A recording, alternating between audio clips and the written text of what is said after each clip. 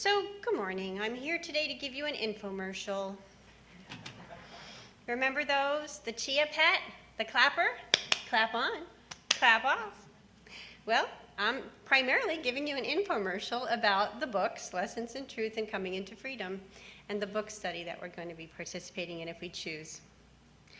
So why? Why a book study? Why those books? Why? Well, of course, divine guidance, divine order, serendipity, my way of contributing to this spiritual home that you know I love, and also for honoring our dear departed Reverend Emeritus Evelyn Casper. Several months before she passed, I would go up to visit her on a Saturday or Sunday afternoon, and we would spend time talking. We would meditate and pray. We would listen to what is that? It just escaped my mind. Tell me what it is that we listen to all the time. I rest in God, thank you. We would listen to that, and we would talk a lot, and it was always very positive and heartwarming and so enjoyable. And one time she said, "Lori, I'd like to do something more spiritual. I'd like to do something more meaningful with you when we spend time together." And I thought about it, and I said, well, maybe we could read a book together. And I immediately thought of Lessons in Truth, because it's one of the oldest Unity classics. It was written over 100 years ago. And I've read it several times, or I correct myself, I've started it several times and finished it a couple. It gets a little tricky towards the end. And I knew it was one of Evelyn's favorites, and she loved Emily Cady. And so we had a lot of fun getting started with that. My first thing was, whoever going to find out what her H, Emily Cady, what H stands for first is going to be the winner, you know? So I figured it out. So it's fun. You can get anything on Google, right? So Evelyn was excited about this, and it gave me great joy, and her as well. And when people came to visit her, she would tell them about it, and it was always very loose. She would give them her book, and then I'd have to get her another book. And she would tell them about it, and I said, well, Evelyn, are you going to set a date and a time that we're all going to get together? Are we going to call people? What are we going to do? And that never really came to be. She just kind of kept it very loose. And one Saturday or Sunday, I went up to Evelyn's house, and there was a car under the house that I didn't recognize. And so I said, somebody's here. Great. So I go in, and there's our Sonny Pollard. And Sonny had made a visit with Evelyn, not knowing anything, I don't think, about Lessons in Truth. And Evelyn said, well, you're here for Lessons in Truth, aren't you? And I think that's how it went. And I joined. And then Sonny and Evelyn and I met, I think, 4 times to do the first 4 lessons. We got to denials, and we were really excited to get past the denials and get to affirmations, because we know we like those a lot better. But it never happened, because Evelyn's health declined to the point where she didn't want to have visitors, and she couldn't have visitors. But we started it. We gave it a good shot. And I finished it a couple times after that, because I had it on audio, and I would listen to it whenever I was driving back and forth from Evelyn's house. And so that's how that got started. But at some point, I said to Evelyn, I think I should teach a class or do a book study on Lessons in Truth. She was delighted. That gave us such joy, and she encouraged me. And so the power of word being what it is, very important to me, I had to do it. Sometime later, I remember I told Debray that I was thinking about this, and she told me about the book Coming into Freedom. She told me, ironically, that the writing of this book, Coming into Freedom, was suggested to its author, Dr. Ruth Miller, by Evelyn Casper's niece by marriage, who is a Unity minister, Jane Hyatt. She suggested that Dr. Miller write this book because Dr. Miller had written similar adaptations, or as she calls them, transliterations, for some New Thought old classics. So this new book, Coming into Freedom, would make it so much easier for us to interpret Lessons in Truth, because Lessons in Truth has a lot of quotes from the old King James Version of the Bible, and it has Victorian age language in it, which is beautiful, and I enjoy reading it, but sometimes it's a little bit hard to take. So it's perfect with these 2 books together. Lessons in Truth was published by Charles Fillmore over 100 years ago. I think I've already told you. But it was compiled from articles that Emily Cady wrote for Unity magazine, and it remains a foundational text still for all Unity classes today. Dr. Ruth Miller, in Coming to Freedom, in her preface, writes, that her book is a transliteration of Katie's original text into modern usage. She wrote it always keeping an eye to maintaining the essential meaning. And she did this in the hope that students will continue to study the ideas of Lessons in Truth. Hopefully they will if it is written in more modern language. And she writes, "May you too find the power of truth that Emily Cady has shown so many." The power of truth. That's why we're here, right? I read this book and I read others. But why do we read these books? Why do we reread these books? Why do we keep studying these basics, the basic foundations of unity? Maybe that's why we keep studying them. You know, unity only has a few basic principles. I put them up here, the 5. In a nutshell, it's God is, I am, I create, I pray and meditate, and I act. That's the nutshell of what those 5 basic principles are. Unity only has a small amount of doctrine, so it must be easy to learn or memorize it even. We can understand those principles in a short time, even memorize them if we want to. So why do we go back again and again? Why do we come back to Sunday service? You'd think we'd have it all after a few, right? Why do we go to classes and workshops again and again? Why have I been a Unity student for 30 years and I still don't have a diploma? I should be able to graduate by now, right? You would think. I've learned a lot. I know those 5 principles, I just said them. I know our vision and mission statements. I even know the mission statement that we had for several years before these. I even almost have the 12 powers memorized. So when do I get my diploma? Where is there one? I don't think there is a diploma, but there are many, many, many small diplomas every time that we remember to live the truth. We constantly need to remember, to apply the principles. It's so easy to forget. So how do we remember? How do we remember? Well, I've been thinking about this talk for the past week or so. An old song came into my head. I don't know where it came from. It's from the 60s Broadway musical, Fantastics, and it's "Try to remember that time in September." And it's kind of nostalgic, but it does talk about remembering the good times of September when we get into the hard times of the winter in December.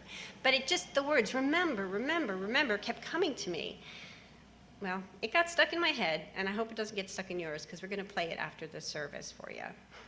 So how do we remember? What do we need to remember? Well, fortunately, when we forget, often there are others to remind us.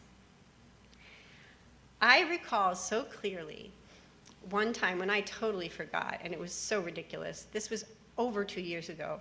I gave the Sunday talk, and it was about heaven on earth, and I talked about always being in the positive and creating your reality and being joyous and prosperous and grateful. And then right after the talk, I went home and I changed and I went to Publix to do my weekly grocery shopping. And in the store, I ran into someone who had been at the talk that I didn't know very well. But we said hello and gave a big smile. And then I said, yes, my weekly grocery shopping, not my favorite thing to do. That was very Unity. And they said to me, "Lori, how can you say that? Look how fortunate we are. This is so wonderful." They totally called me on it. And I remember that now. Boy, was I a knucklehead. Just after giving a talk in service on heaven on earth, I complained about my weekly chore of grocery shopping. And they're right. We are so fortunate that we can just go to the store and get whatever we need, and it's there. But you know, that's not the only time I've forgotten. I forget on a regular basis. And fortunately, I have people to remind me. I work my 40 hours a week with my sister and my best friend and my fellow Unity student. And she'll often say something like, "Oh, I need to be more Unity." Or, "I need to meditate more." I said, "Yeah, I do too." So we have fun with that, and it's really good to help remember. You know, we have a lot of tricks to help us remember things in general, right? Like we set alarms on our phones. One went off this morning, I heard. Remember the old string on the finger? I've never actually done that, but I have done the rubber band on the wrist, where you try and snap that rubber band to help you remember something, or to stop saying something, or to start doing something. We tape notes on our mirror, on our dashboard. We come back to Sunday service again and again. And we read spiritual books, and we reread spiritual books. We take classes, we take workshops. We spend time in conversation with other fellow truth students. That's our fellowship. We're never done being truth students. We're students. It's lifelong lessons. It just keeps on going. We don't graduate, but we do get those little tiny diplomas every time we remember to act our truth, because then we are truth masters. We pray, we meditate, we spend time in the silence. I silently affirm our statement of being very often. That really helps bring me back to center. And it takes all of this. We need to remember that we are holy children of God. And that's why we would read books again, these books that we may have read before. We need to be reminded of our faith. We love Nancy's mustard seed necklace. That reminds us of her faith. It reminds her of her faith. I have one as well. Just recently, Dave Debris gave us little messages from the universe, a love note on those little cards from the universe. In Lessons in Truth, Emily Cady gives us the homework to say to ourselves all day long, God loves me. I wrote it on a note card and stuck it in my book, and it's still there. Do we read the daily word? Yes, of course we do. That's a great reminder. Just today, it was so appropriate, as usual. My highest purpose is to live from my divine nature. That's what we want to do. Want to remember that. Some time ago, quite a while ago, Unity had a version of the Daily Word on TV. We had quite a presence a while back on radio and TV, back in the 70s. Unity produced little commercials performed by popular stars of the time, and I found a few on YouTube. And our tech wizards are going to play them for you right now.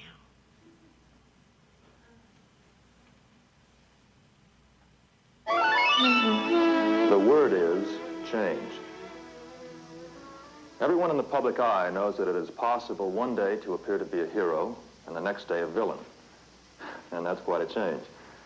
But even more touching are the people who are unprepared to meet the changes that come slowly but surely in any field of endeavor.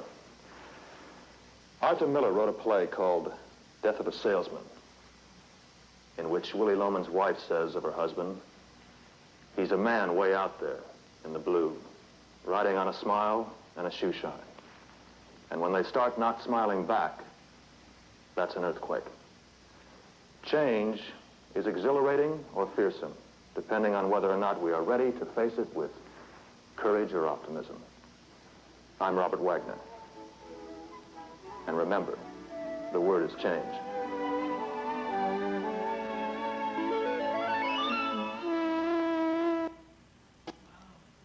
Here's another one.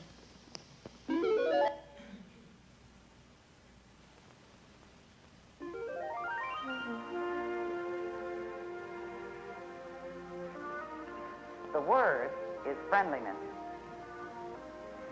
It is typical of Oriental teaching to define a commonplace attribute in both mystical and practical terms. Buddha defined friendliness as affection unsullied by hope or thought of any reward on earth or in heaven. To express this kind of friendliness on any given day is to make many people feel better. And though you genuinely expect no reward, a greater feeling of happiness is bound to come your way. For your free copy of Words from Unity, write Unity Television, Unity Village, Missouri, 64063. I'm Audrey Meadows. And remember, friendliness dissolves barriers and makes everyone feel better.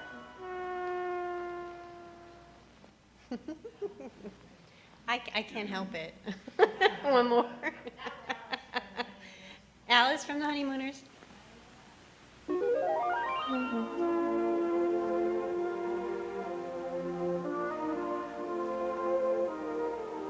is doing. Do you ever feel a deep sense of loneliness, alienation, or isolation? Many people do, and it is invariably caused by temporarily locking the door between ourselves and the world around us. The best way to quickly unlock the door is to go and do something. Take positive action that will bring a positive experience through doing something for another person, a group, an organization, or anything outside your individual self. It is literally a life-giving force to make a contribution beyond the narrow confines of self. For your free copy of Words from Unity, write Unity Television, Unity Village, Missouri, 64063. I'm Greg Morris, and remember, the word is doing. Doing. The word is doing. That's fun, isn't it? I found out about those actually in a class that I took, the history of New Thought and Unity. And there is quite a period of time when we were really active in radio and television. That's really fun. So there's so many tricks and practices that can help us remember who we are and how we can live our life in joy and love, prosperity, peace, freedom. And that's what these books are about. That's what these original basic texts are about. So it's worth studying them again. So that's why this talk is an infomercial for these books and studying them. The very first lesson grabs me every time, to the point where I am going to read it to you. First lesson of Lessons in Truth. I'm just reading the first paragraph. Bondage or liberty, which? And I'm going to do my best Emily Cady impression. In entering upon this course of instruction, each of you should, so far as possible, lay aside for the time being all previous theories and beliefs. By doing so, you will be saved the trouble of trying all the way through the course to put, quote, new wine into old wineskins, Luke 5:37. If there is anything as we proceed that you do not understand or agree with, just let it be passively in your mind until you have read the entire book, for your statements that would at first arouse antagonism and discussion will be clear and easily accepted a little further on. After the course is completed, if you wish to return to your old beliefs and ways of living, you're at perfect liberty to do so. But for the time being, be willing to become as a little child, for said a master in spiritual things. Unless you become like children, you will never enter the kingdom of heaven. Matthew 18:3. If at times there seems to be repetition, please remember that these are lessons, not lectures. And the very next paragraph begins with my favorite Bible quote. And you'll have to get the book yourself to figure out what it is. So these books are filled with spiritual comfort food and even some spiritual dessert. So as Dr. Ruth Miller said in her preface, may you too find the power of truth that Emily Cady has shown so many, and remember to practice it. Remember, remember, remember. So it is. Thanks.